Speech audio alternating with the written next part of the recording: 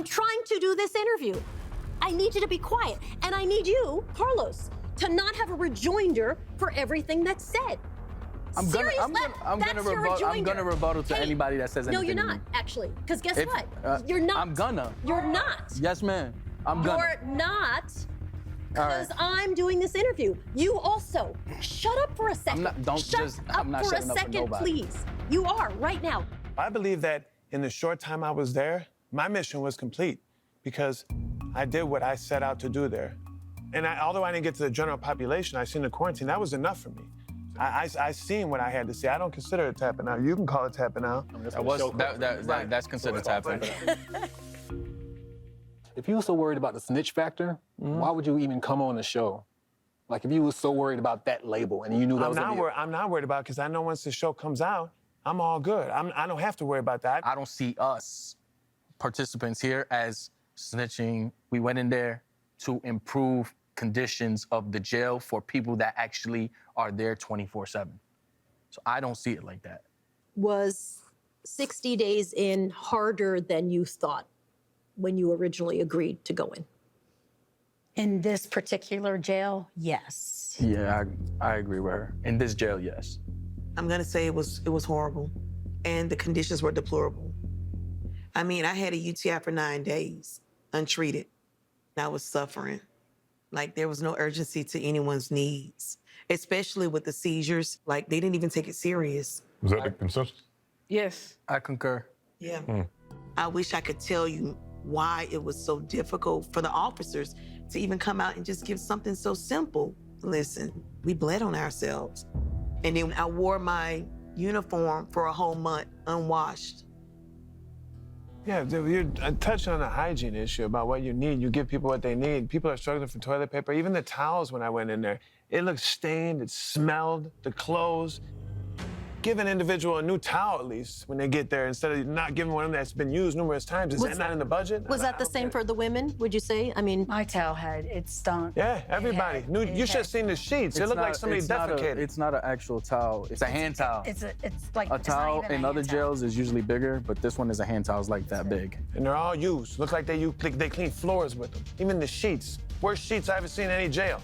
Yeah, it's literally the worst jail I've ever been to. You know, just like the whole experience overall. Like, Henry County is the worst jail I've ever been to.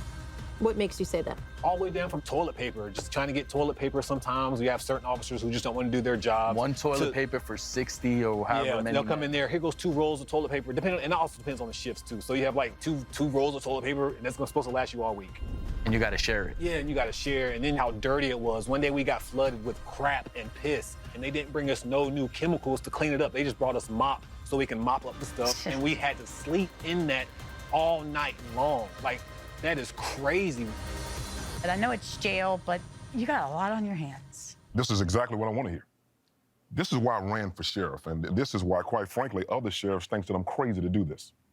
This whole series is about finding out the things in the culture that folk refuse to change. I want to hear this type of stuff so we can change and treat people humanely. I understand that there's a medium there because a jail is not a Marriott, but also who does not want to have clean environments where you're safe or that you're not having things where people are not acting professionally? Unfortunately, there's a lot of people, people of color in particular, who are actually locked up, and I kind of understand why a lot of them get put in that position. So when an opportunity came to be able to go inside and be a participant, I had to look at it as if maybe if I can go in there, maybe I can help somebody. You came pretty close to actually fighting with another inmate. Yes. So there's this man named Deshaun.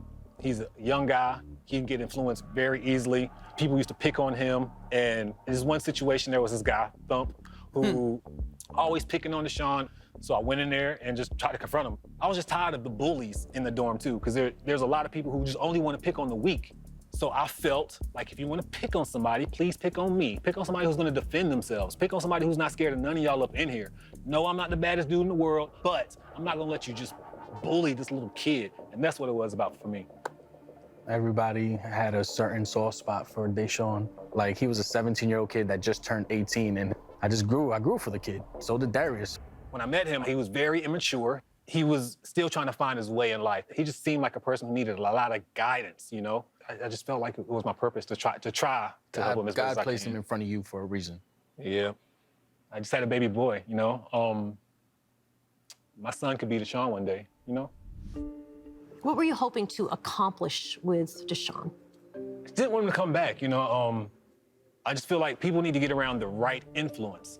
And I guess I was trying to be that for Deshaun. I was worried for Deshaun when you were leaving.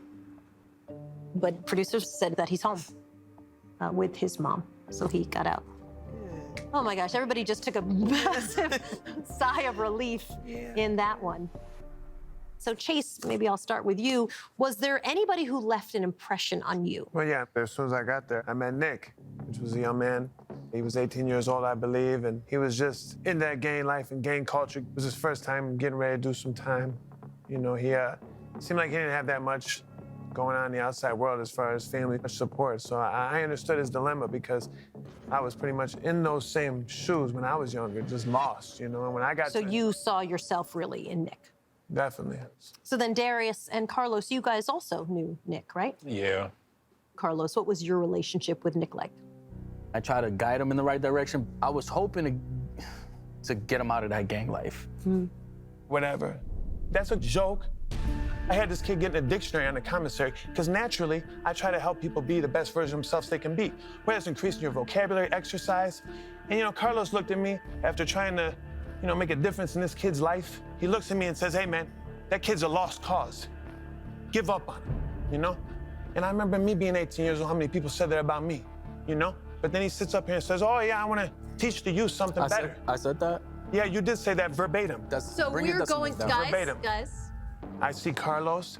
He says that he was there to inspire other people and encourage other people. That's what my intentions were too, and that's what I did. But this man literally told me, Nick's a lost cause, give up on him. So I guess that's why you made him your pawn, huh? Lower down your decibels when you talk to me, bro. My decibels. What's that supposed to mean? You mean the volume of your tone? I think at the end of the day, I'm gonna answer your question. I'm always loud. You gotta be loud to be heard. That's not true at all. All right, listen.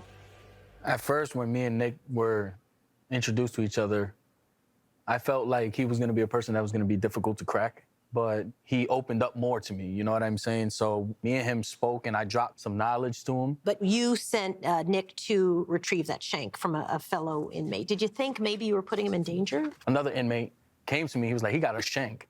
I was like, you gotta be kidding me. Let's go get it. Nick said, I'll go get it. I was like, go get it.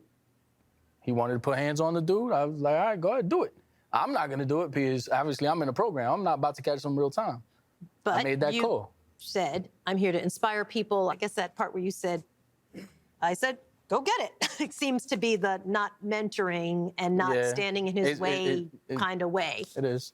Well, it's a mixture here. I mean, you had a problem in the cell that you need to try to get a shank out.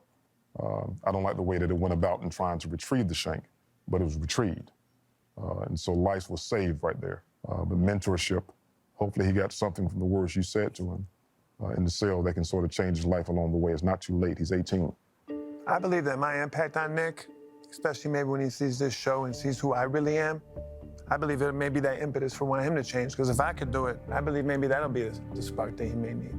Because just to show that there's some people out there that really do care, you know? Let's bring out another member of the sheriff's team, the director of community relations for the Henry County Sheriff's Office. Kind of a surprise to the cast.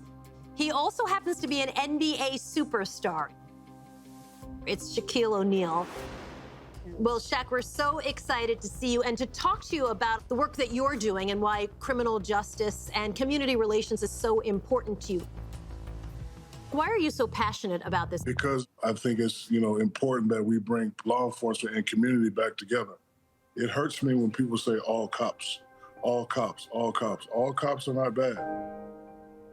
We realize that if you look at a fruit basket, it's probably going to be one or two pieces of fruit that's bad, but that doesn't make the whole thing bad. And sometimes we have to be real with ourselves. With all three of these gentlemen up here, I do respect you, but your policies I do not. I'm talking about the nutritional value, the haircuts, the dignity for a man, the mental aspect in separating those guys from general population, the fact that you should let a man exercise. And when we had our exit interview, all I heard from you was excuses. I can't let you call out my guy and say he's making excuses. Sheriff is in charge. He hears everything. But just because you say do something doesn't mean he's going to do it. He hears you and he understands, but this is his jail. This man doesn't make excuses. So he's not going to sit up there and respond to you, but I am. And what the people need to realize and understand, this is not the Hyatt. This is not the Hilton. But we will treat you like human beings. We will treat you right, but you don't get certain luxuries, And remember, all the problems that happened in the Henry County Jail, these guys inherited it. We've rewritten all of the policies, every last one of them. Because all the policies that we inherited was old, they were antiquated, they were not what I'd embraced, but they were in place when I got there. So we had to rewrite them. That was challenging to do, but we did it. We've also been working hard to renovate and remediate the jail itself. It was in extremely challenging conditions when we got here. So we're bringing the jail back up to our standards. The criminal justice system definitely needs some reform because I would think that things have evolved. But coming here to Georgia, the things I've seen shouldn't be happening within a facility in 2022. You know what I mean? You got to respect the rights of humans. I'm grateful for this opportunity, too, because at the end of the day, that's what's going to create change. Because as you said, I talk a lot, but it's up to you if you really want to listen. So we'll see if you create that change, and I hope that you do. I'm never glad that I participated because it shouldn't be needed. So I am humbled, but heavy-hearted that we had to do this type of thing to find out things that were hidden, quite frankly, that we needed to change immediately. I don't feel like I'm in jail. I feel like I'm in an insane asylum. The groundbreaking experiment returns for the first time ever with 7 former inmates.